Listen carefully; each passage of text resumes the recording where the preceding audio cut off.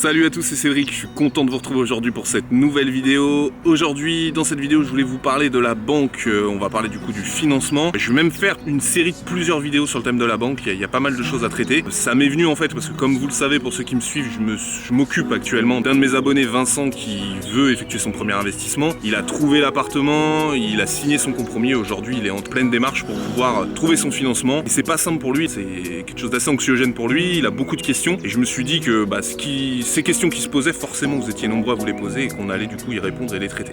Donc aujourd'hui, la première vidéo de cette série sur la banque, je voudrais parler de l'approche qu'il faut avoir avec son banquier, du premier contact, de voir un petit peu comment on gère tout ça. Du coup, je développe ça dans la vidéo. On y va, c'est parti.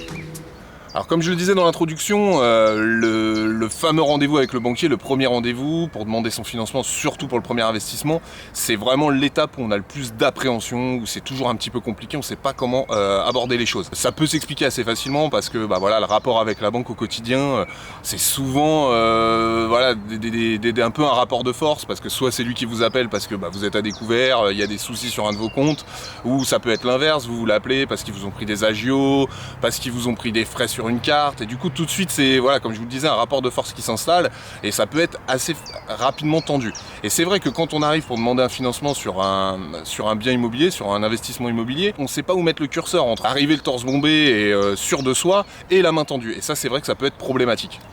Alors comment je vois les choses quand vous allez voir votre banquier, et d'autant plus pour votre premier investissement, c'est très important. Moi j'ai une approche qui est business, c'est-à-dire que quand je vais voir la banque, c'est comme si j'allais chercher un financement pour une entreprise.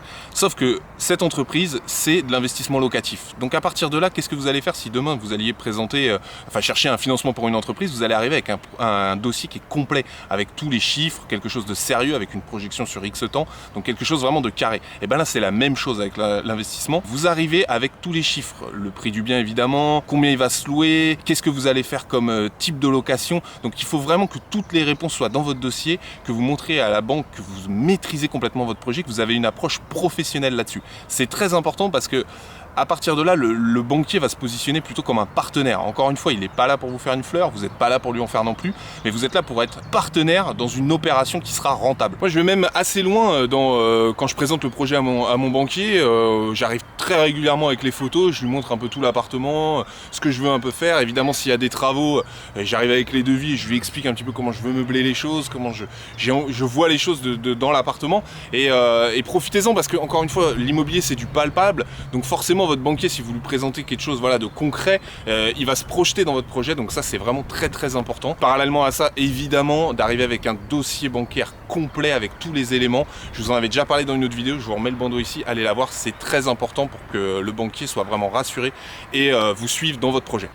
Et donc gardez bien en tête que comme toute collaboration, il faut qu'il y ait un rapport gagnant-gagnant entre le banquier et vous, c'est très très important. Par exemple, je sais pas, vous êtes en négociation sur votre prêt, souvent les banques proposent par exemple de vous financer la taxe habitation, l'assurance habitation, donc l'assurance propriétaire non occupant.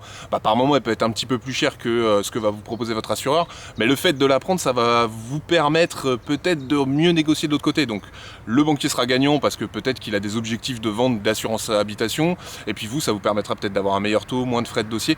Donc voilà, pensez un petit peu à ça, vraiment le rapport gagnant-gagnant, c'est comme ça qu'on arrive à avoir les meilleures conditions sur votre prêt. Je ne vais pas rentrer dans le détail de tout ce que vous pouvez négocier, je vais faire vraiment une vidéo spéciale où on va analyser vraiment les offres de prêt, voir sur quoi on peut raboter, qu'est-ce qui est le plus avantageux en fonction de votre projet. Donc je vous ferai vraiment une vidéo là-dessus, on va rentrer dans le détail de tout ce qu'on peut négocier. Et le dernier point que je voulais évoquer par rapport à la relation avec la banque, c'est que malheureusement 80% des conseillers ils connaissent rien en investissement immobilier, ils comprennent pas forcément, ça les intéresse pas forcément, donc c'est d'autant plus important d'arriver vraiment avec un projet qui est béton de chez béton, parce que voilà, le conseiller c'est quand même lui qui va présenter votre dossier, et c'est très très important que qu'il ait toutes les armes en main. Si lui n'est pas très à l'aise avec ça, que vous ayez pu tout bien présenter pour qu'il puisse défendre votre dossier et le faire passer auprès de sa direction. Donc voilà ce que je voulais vous dire aujourd'hui pour cette vidéo, j'espère que ça vous a plu. N'hésitez pas à mettre dans les commentaires un petit peu les expériences que vous avez eues auprès de votre banque, comment vous gérez un petit peu ça, est-ce que ça a été compliqué au début pour un premier investissement ou pour les investissements qui suivent. Voilà, n'hésitez pas à mettre tout ça en commentaire, ça peut être intéressant d'avoir votre retour.